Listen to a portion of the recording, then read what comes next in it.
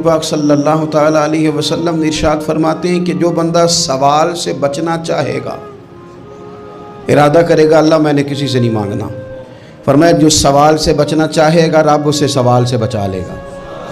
और जो लोगों से बेनियाज होना चाहेगा, कहेगा या अल्लाह मुझे दुनियादारों का मोहताज ना बनाओ, अपनी बारगाह से अता फरमा। जो लोगों से बेनियाज होना चाहेगा अल्लाह लोगों से बेनियाज कर देगा। और फरमाया जो सब्र का इरादा करेगा अल्लाह उसे सब्र की तौफीक भी अता फरमा देगा। इरादा तो करे, प्रोग्राम तो बनाए, तौफीक तो अल्लाह देगा। जो सब्र का इरादा करेगा अल्लाह सब्र की तौफीक भी अता कर देगा।